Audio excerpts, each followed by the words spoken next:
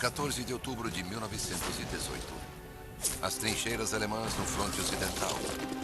Um soldado sofre um ataque de gás venenoso, fica temporariamente cego e é levado a um hospital para tratamento especial.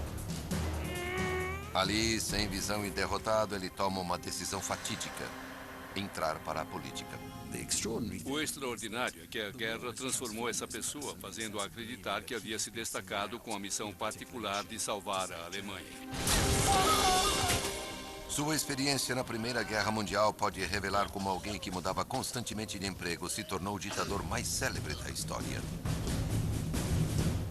Investigando documentos secretos sobre sua época como soldado e com acesso a importantes cientistas empenhados em compreender seu histórico médico, abrimos os arquivos misteriosos de Adolf Hitler.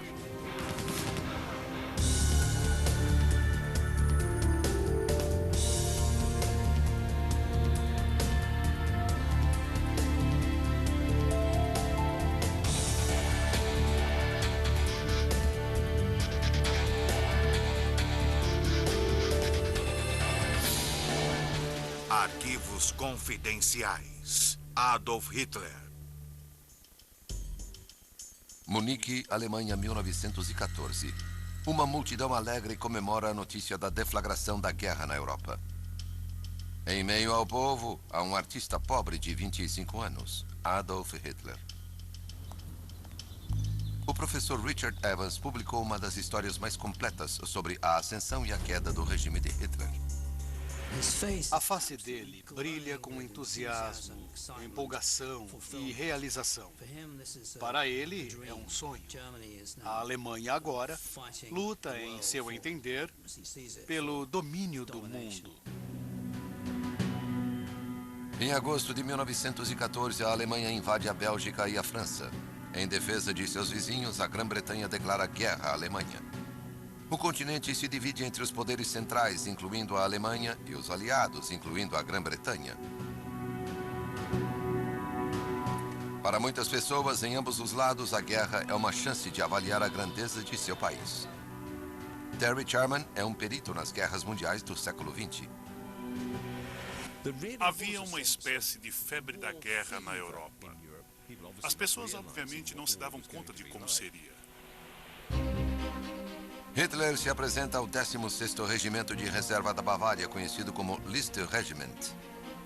Após treinar durante várias semanas, ele é enviado diretamente ao fronte ocidental para lutar pela Alemanha, embora ele nem seja alemão. Adolf Hitler nasceu em Braunau, na Áustria, em 20 de abril de 1889, filho de um oficial da alfândega. A mãe de Hitler, Clara, era toda dedicada a ele. E seu pai queria que ele seguisse seus passos na alfândega austro-húngara, o que Hitler recusou-se a fazer e por conta disso deve ter apanhado muito do pai. Seu pai morre em 1903. 4 anos mais tarde, com a idade de 18 anos, Hitler vai para a capital da Áustria, Viena. No final do mesmo ano, sua mãe morre, deixando-o órfão e sem laços familiares fortes. Em Viena, ele mora aqui, em um apartamento não longe do centro da cidade. Ele estava procurando algo que fazer, alguma coisa para ser, uma identidade, mas não estava sendo bem sucedido. Hitler não consegue se sustentar. No inverno de 1909 e 1910, Hitler era um vagabundo que dormia em bancos de praça, em abrigos públicos, barbudo e maltratado. Sozinho e com poucas perspectivas, ele se muda para Munique em 1913. Não há sinais no jovem Hitler das qualidades de liderança mais tarde demonstradas pelo célebre ditador da Alemanha. Isto até depois da Primeira Guerra Mundial. Durante 4 anos, de 1914 a 1918, Hitler luta contra os aliados durante a guerra como soldado raso nas trincheiras. Acho que a guerra lhe deu um sentido de missão, de propósito, de fazer parte de alguma coisa. O psiquiatra militar professor Simon Wesley tem uma teoria sobre a época de Hitler como soldado. A guerra foi a grande experiência transformativa para ele. Sem a guerra, não teríamos o Hitler pós-guerra que conhecemos. Se nós o tivéssemos entrevistado em 1914, teríamos concluído que o que quer que Hitler fosse, insano ele não era. Em 1918, a Alemanha é derrotada pelas forças aliadas, deixando a amada nação de Hitler em um verdadeiro caos, que a levou ao colapso econômico. Aproveitando e explorando essa humilhação nacional, Hitler e seu partido nazista ascendem ao poder na Alemanha.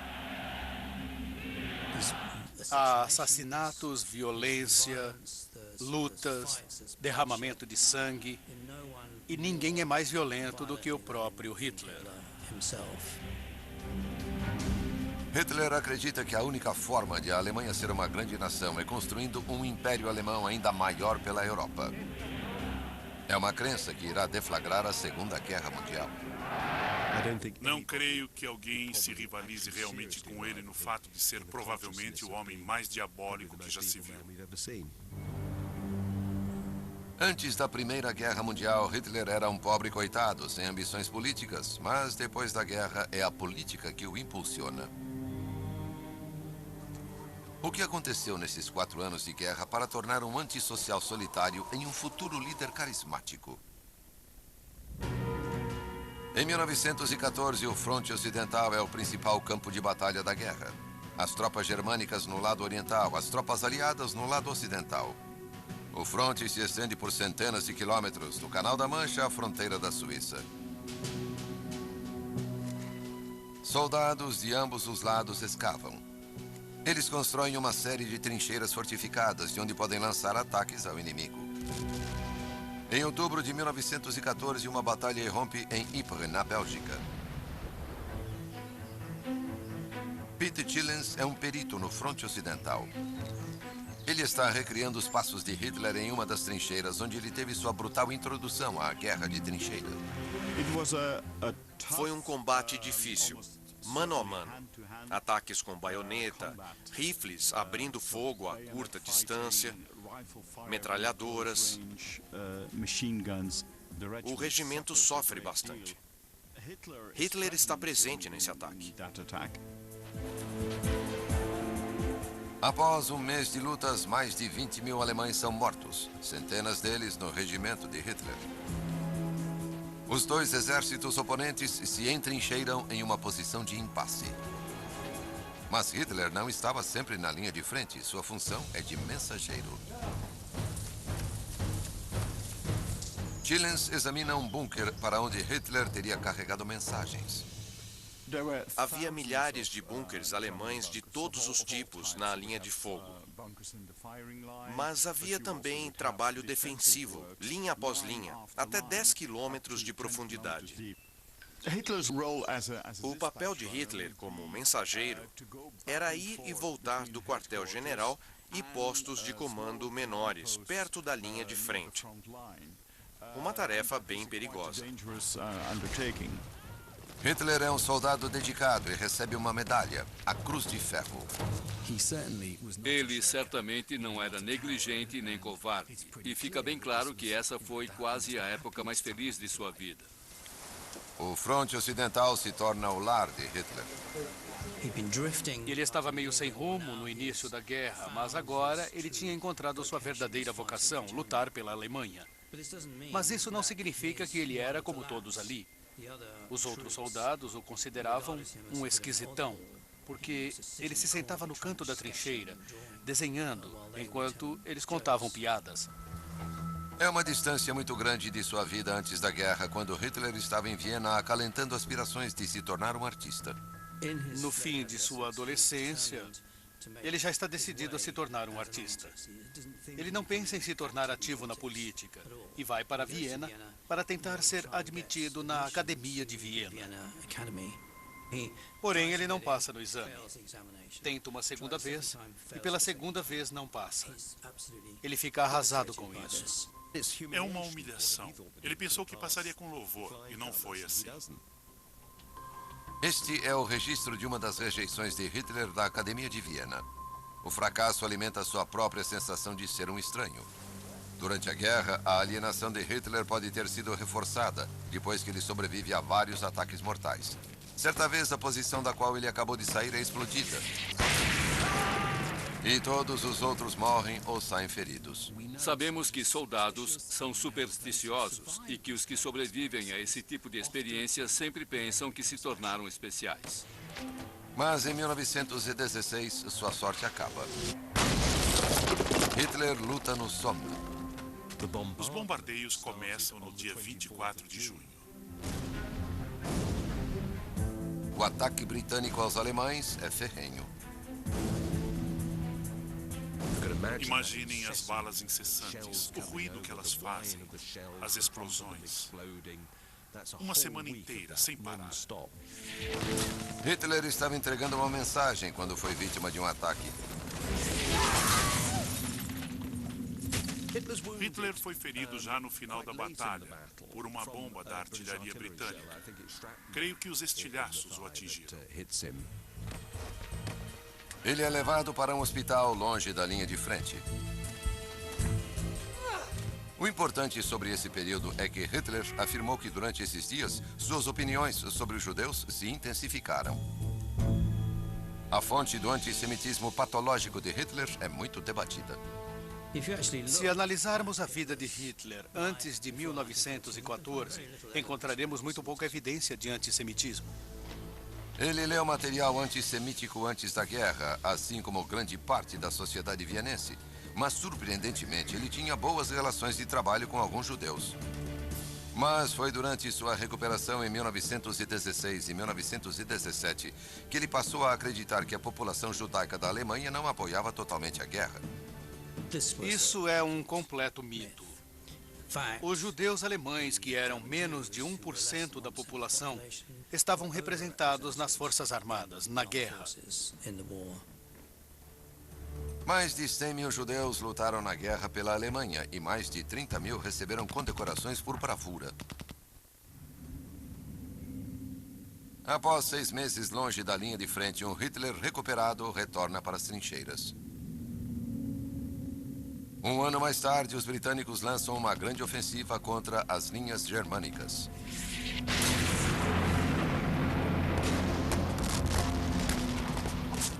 14 de outubro de 1918. Hitler enfrenta outro momento decisivo em sua vida.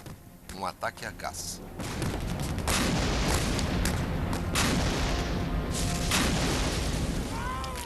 Mais tarde ele escreve: o ataque a gás inglês irrompeu. Por volta da meia-noite, alguns soldados de seu regimento caem ao seu redor.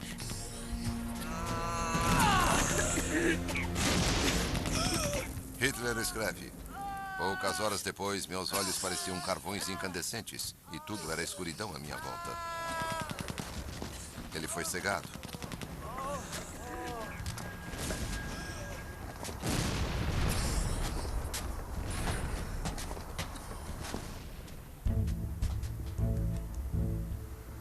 Peter Chillens investiga o relato de Hitler sobre o ataque a gás.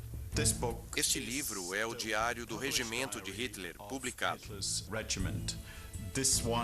Este aqui é raro, porque é um dos poucos relatos originais sobre ele, sem a intervenção dele.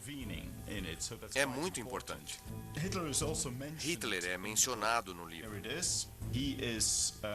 Ele está aqui, caminhando em uma das áreas de trás. Também há o relato do ataque a gás.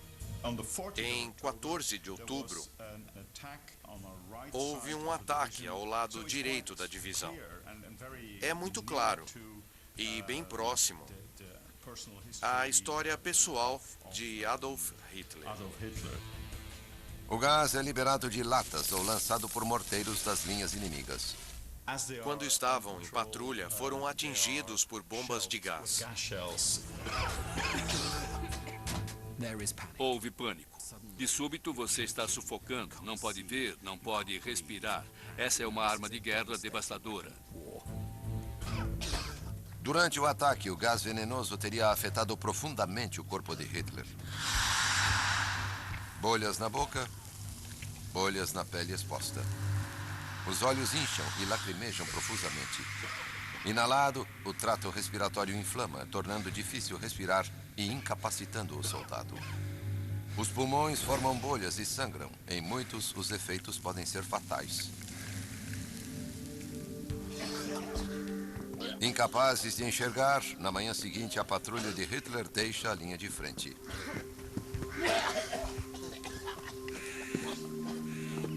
Ele passa um breve período aqui, em um hospital temporário atrás das linhas alemãs.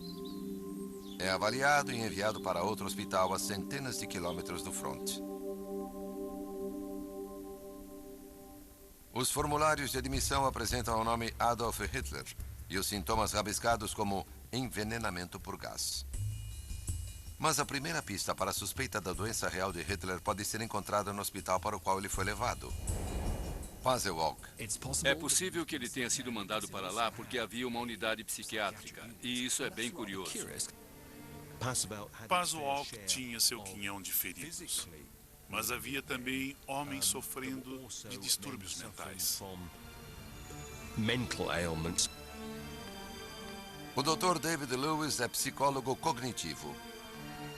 Ele estudou a história médica de Hitler durante a guerra. À medida que a guerra progredia, mais e mais soldados eram admitidos nos hospitais, essencialmente com problemas psicológicos. O distúrbio mais comum é conhecido como shell shock. Suas mentes cederam à pressão da guerra. Eles não foram baleados, não sofreram um ataque de granadas nem de bombas. Hoje chamaríamos talvez de fadiga de combate ou distúrbio de estresse agudo. Ao contrário de outros pacientes, Hitler não é considerado como vítima de shell shock. Mas há outro diagnóstico possível relacionado ao gás. Uma forma de histeria por gás é o termo usado para descrever pessoas cujos sintomas são puramente de ansiedade. Como alguém com aspirações de se tornar um artista, Hitler deve ter temido perder a visão mais do que a maioria. Seu histórico médico há muito se perdeu, mas há detalhes intrigantes que constam dos arquivos. Em 1943, uma agência americana de inteligência conduziu uma entrevista com um médico que dava consultas no hospital Pasewalk. O relatório registra que Hitler foi diagnosticado com cegueira provocada pela histeria. Os médicos acreditam que a cegueira histérica é um distúrbio psicológico provocado por um evento traumático. Neste caso, um ataque com gás. Até certo ponto eles podem enxergar, mas não acreditam que podem. A cegueira histérica ainda ocorre. Não é muito comum, mas ainda é reconhecida. Mesmo hoje, com as modernas técnicas científicas para estudo do cérebro, este problema continua muito misterioso. Para os médicos de todos os frontes durante a guerra, foi um mistério intrigante, absoluto. Hitler foi um dos milhares de casos de histeria registrados durante a guerra. Sabemos pelo estudo de imagens do cérebro que há certas áreas que parecem estar envolvidas. Em um cérebro normal, o input dos olhos é mandado para o tálamo, uma região do cérebro que se acredita influenciar o comportamento, bem como a visão. A informação, então, é transmitida para o córtex estriado no lobo occipital, a área visual primária no cérebro. Mas com a cegueira histérica, uma proposta possível é a de que o córtex visual pode não estar funcionando normalmente e o tálamo poderia estar sobrecarregado. O resultado final é que, embora possa não haver danos físicos ao cérebro, o sistema de processamento da visão não esteja funcionando totalmente. Alguns pontos do cérebro estão tentando suprir a função da visão. Isto pode acontecer devido às reações emocionais do cérebro projetadas para proteger o indivíduo. De acordo com o relatório da inteligência americana, o médico que diagnosticou Hitler foi o Dr. Edmund Forster. Forster era um psiquiatra militar de 40 anos e uma de suas técnicas conhecidas é psicológica. Ele diz que eles devem ser tratados como crianças choronas. Precisam ser provocadas, ouvir reprimendas e gritos. Precisam ser punidas. Após semanas no hospital, Hitler pode ter recuperado parte da visão. Mas em novembro de 1918, ele recebe a notícia de que a Alemanha se rendeu aos aliados. A guerra acabara e Hitler fica arrasado. De acordo com o próprio relatório de Hitler em seu Mein Kampf, Minha Luta, toda a labuta, todo o sofrimento e os esforços foram demais para ele. Ele tem então um colapso. O choque da derrota fez com que Hitler voltasse à total cegueira. Lewis acredita que Forster tenha notado o seu patriotismo apaixonado. Ele deve ter se dado conta de que podia usar isso para persuadir Hitler de que ele poderia enxergar, levando-o a acreditar que seu destino era especial. Hitler mais tarde escreve que a voz de sua consciência bradou para ele.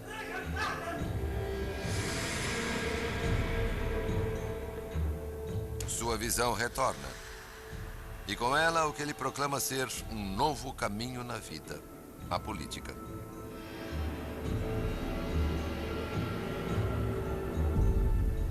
Durante a guerra, Hitler não demonstrou qualidades de liderança e jamais passou de soldado de primeira classe. Mas no final da guerra, seu pensamento mudou.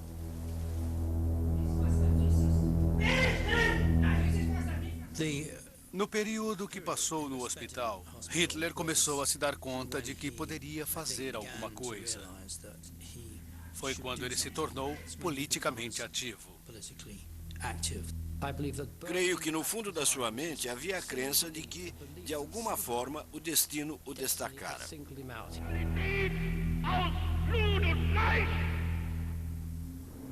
Mas o mistério não acaba aí. Durante a ascensão de Hitler ao poder nas décadas de 1920 e 30, o Dr. Forster é o chefe de medicina na Universidade Greifswald, no norte de Berlim. Embora seja um alemão patriota, Forster não é simpatizante do nazismo.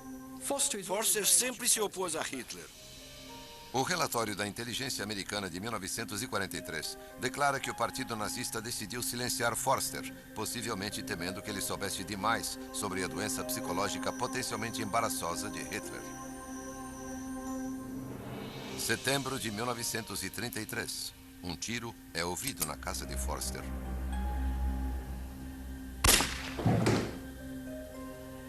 O médico é encontrado morto no banheiro de sua casa com um revólver a seu lado. A causa da morte é tida como suicídio. Não houve inquérito, nem um exame post-mortem. Lewis acredita em uma teoria alternativa.